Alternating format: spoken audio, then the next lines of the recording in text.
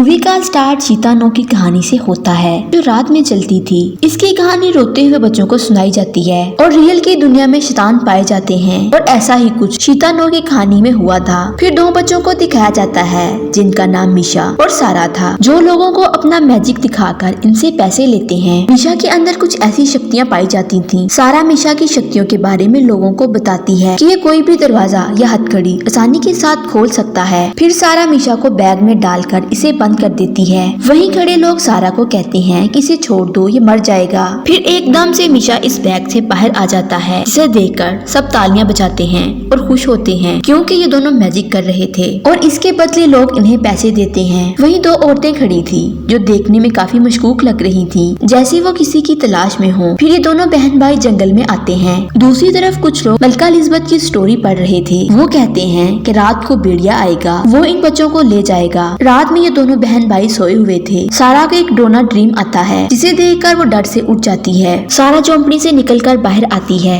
तो वहीं दो आदमी इसे देखकर अजीब बातें कर रहे थे। इतनी देर में वहीं इसके पास एक ड्रोनी लेडी आती है। लेडी इसे कहती है, कातिया तुम्हारी हेल्प नहीं करेगी, तुम्हारे ख्वाबों में शक्ति है, तुम उसे सुनो। सुबह वही लड़कियां इनके पैसे चुरा कर ले जाती हैं। ये दोनों फिर दोबारा बाजार में आ गए थे और साथ साथ में लोगों से उनकी चीजें भी चुरा रहे थे। वहीं कुछ लोग इनको पकड़ लेते हैं। नेक्स्ट एक आदमी मिशा के हाथ पर हथकड़ी लगाता है, पर मिशा ने इसे अपनी शक्तियों से खोल दिया था। इसकी शक्तियों के बारे में कोई नहीं जानता था। ये सब देखकर आदमी हैरान था कि क्या हो रहा है। अब ये इसके हाथ रस्सी से बांध देता है। दूसरी तरफ जज सारा चोरी की सजा सुना रहा था। वहीं रानी की दो कनीजें सारा को अपने साथ महल में ले जाने के लिए जज को एक पेज देती हैं, जिस पर लिखा हुआ था कि रानी इसकी चोरी के पैसे देगी। पर सारा कहती है कि मैं अपने भाई को छोड़कर कहीं नहीं जाऊंगी। फिर जज इसके साथ मिशा को भी जाने की परमिशन दे देता है। सारा वहाँ एक सर से अपनी बहन आतिया के बारे में पूछती है कि वो पिछले साल यहाँ गुम हो गई थी, आप इसके बारे में कुछ जानते हैं या वो यहाँ पर आई हो। जिस पर सर उसे कहता है कि यहाँ बहुत सारे बच्चे गुम होते हैं। अब ये दोनों रानी की कनीजों के साथ महल में आ गए थे। इन दोनों को महल में आते हुए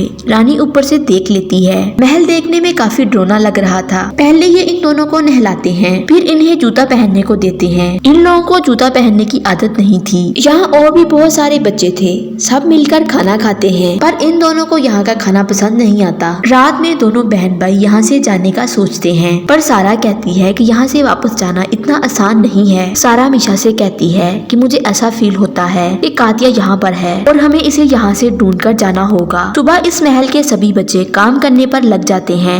वहीं एक आदमी मिशा को भी काम करने को कहता है। दूसरी तरफ सारा भी महल के अंदर की सफाई कर रही थी। वहीं रानी सारा से मिलती है, जो देखने में काफी अजीब लग रही थी। रानी सारा को बताती है यहाँ हफ्ते में एक दिन बच्चों को लिखना और पढ़ना सिखाया जाता है। रानी सारा को ये भी कहती है, तुम किसी को नहीं बताओगी, मैं ऐसे कपड़ों में बाहर आई हूँ। नेक्स्ट रानी एक बुक पर कुछ लिख रही थी। सारा इसे लिखते हुए देख लेती है। सारा वहाँ किसी से पूछती है कि रानी क्या लिख रही है। ये काम करने वाली लड़की कहती है, मुझे पढ़ना नहीं आता। फिर रात में सारा मिशा को बताती है कि मुझे लगता है कि रानी अपनी उस बुक पर लोगों का हिसाब लिखती होगी। नेक्स्ट रानी की कनीजें रानी को तैयार कर रही थी। सारा रानी के रूम में सफाई करते हुए इस बुक को पढ़ने लगी थी। इतनी देर में रानी रूम में आ जाती है। वो रूम की कबर्ड में से कुछ लेकर जाती है। सारा इसे ये सब करते हुए देख रही थी। फिर रानी की कनीजें सारा को अपने साथ जाने को कहती हैं। ये दोनों कातिया के बारे में बात कर रही थी। सारा को अब यकीन हो गया था कि कातिया भी यहाँ पर है।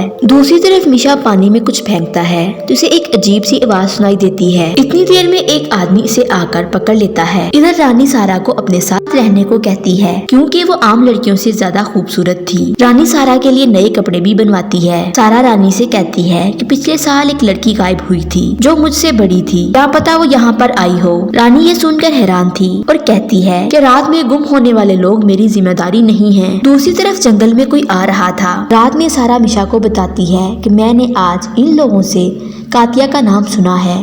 वो मिशा को ये भी बताती है उस कबर्ड में जो बुक है उससे हमें बहुत कुछ पता चल सकता है। ये मिशा से कहती है पार्टी की शाम में ही हमारे लिए आजादी हो सकती है, हम यहाँ से निकलने की कोशिश करेंगे। सारा रानी के रूम में बड़ी सी चेयर को साफ कर रही थी जिसे सारा ने अपने ड्रीम में देखा था। अब रात महल में पार्टी होने लगी थी। रानी इस पार्टी को खूब एंजॉय करती है, जबकि दूसरी तरफ मिशा यहाँ से निकलने की प्लानिंग कर रहा था। मिशा रानी के रूम में बुक चुराने के लिए आता है। इसने रानी की कबर्ड से वो बुक चुरा ली थी। अब ये दोनों यहाँ से निकलने का प्लान करते हैं। पर मिशा को महल का आदमी पकड़ लेता है और ये बात रानी तक पहुंच जाती है। ये आदमी रानी को इसकी बुक दिखाता है, जिसे देखकर रानी मिशा पर चीखने चलाने लगी थी और इसे मारने की धमकी भी देती है। इधर सारा को ड्रोना ड्रीम आता है। रानी ने मिशा को बांध दिया था, अपनी बुक में जो लिखा था इसके बारे में बताने लगती है, जिनको इसने मारा हुआ था। यहाँ ये बात पता चलती है कि रानी ने अपनी बुक में उन लोगों के बारे में लिखा हुआ था जिनको इसने मार दिया था। दूसरी तरफ सारा मिशा को ढूंढ रही थी पर वो इसे कहीं नहीं मिलता। नेक्स्ट रानी के पास राजा का पैगाम लेकर आते हैं। इधर कातिया सारा को देख लेती है और कहती है कि तुम लोगों को जिंदा रहना होगा, तुम लोग यहाँ से निकलो और कैंप चले जाओ, और मैं जानती हूँ तुम्हारा भाई तुम्हारे साथ जन्नत में जाएगा। सारा कातिया को बताती है कि मिशा नहीं मिल रहा। कातिया फिर मिशा को ढूंढती है। दूसरी तरफ सारा रानी की चेयर में पानी डाल रही थी। रानी को पता चल जाता है कि इसने ही अपने भाई को मेरी बुक चुराने का कहा था। रानी के हाथ में चाकू होता है। ये सारा को चाकू से मारने ही लगती है कि पीछे से कातिया आकर इस पर हमला करती है और सारा को यहाँ से लेकर निकल गई थी। इधर मिशा भी जंगल में बेहोश होकर गिर जाता है,